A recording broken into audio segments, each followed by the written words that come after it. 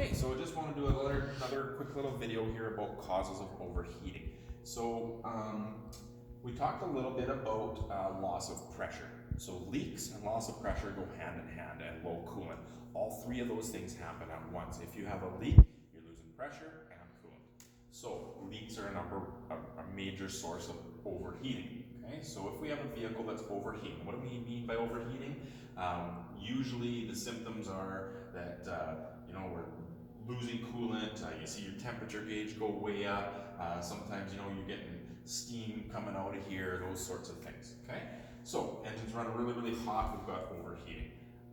So any sources of leaks. So we talked about all those places of leaks. Anywhere there's a leak, that's a spot where pressure can get out. And now this is boiling at 100 degrees instead of 140. And we start getting steam coming out of here. That's a loss of coolant, right? So even if the leak's up high where it's not necessarily running out, it's getting out as a gas, okay?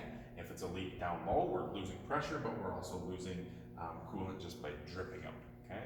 So if there's a lack of coolant, we don't have enough coolant in here to capture, okay? So that's one source of overheating. Another cause of overheating is no circulation. So what are things that could affect circulation? So a water pump, a belt broken, a shaft broken, an impeller that's gone, things like that are going to prevent that water pump from even circulating. So if it can't circulate, coolant's trapped in here, it overheats, and we get an overheated engine. Now, circulation problems are kind of unique, and they're easy to spot, because if the coolant's trapped in here and the water pump's not moving it anywhere, right? This is going to get really hot. So your temperature gauge is going to be hot. Your engine's going to seem hot, feel hot. Maybe even blew kind of a leak here. But then we feel this upper rad hose and it's cold. We feel the rad cap and it's cold. Now it might be kind of warm because you've got just the heat from underneath the hood. But it's not like rad hot. It's not like super hot coolant, right? So all the heat's contained here. So it's kind of an easy one to sort of. Something seems weird to you. It's like, well, why, if it's overheating, why is this cold? And that's usually a circulation issue, okay? So it can be a water pump. Another failure is a thermostat stuck closed. So if the thermostat sticks closed and never opens, you get the same thing happening. So the water pump's spinning, but we still don't get the circulation. This is still cold, this is still cold, and all the heat's here. So that's another common cause. Sometimes, rotten rad hoses, rubber and things will flap down and clog up ports, so that can happen. Really sludgy, old, gross coolant can start to plug up the radiator, right? So it's a whole system, so no matter where there's a blockage, it's going to reduce flow, right? So sometimes these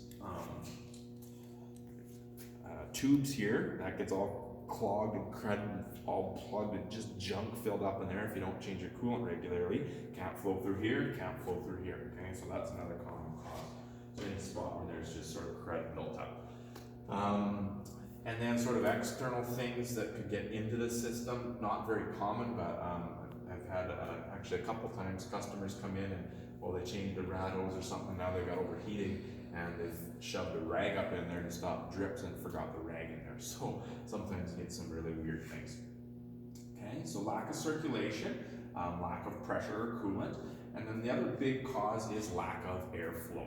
Okay, so if we have no airflow here, right, or something restricting that airflow, like we left the winter front on, or all those fins are plugged full of dirt and stuff, air can't get through there, then we can't cool it off at the rad, okay?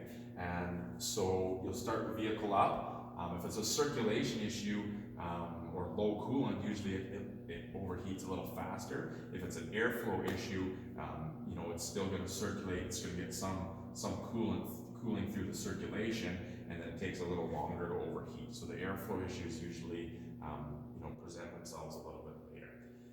So what causes no airflow? Well, if you're only overheating around town and at stoplights, maybe you drive to Edmonton and it's fine the whole way there, and then you hit a bunch of red lights and traffic and your engine starts overheating, that's a good sign that you've got a fan issue. The electric fan's not working, the thermostatic clutch is slipping too much, things like that, okay? You go out on the highway again and it starts to cool down, you've got all that airflow coming across, right? But if it's overheating at high speeds and low speeds, then it's likely some sort of blockage or something plugging that. So that's the main causes of overheating, some things that you can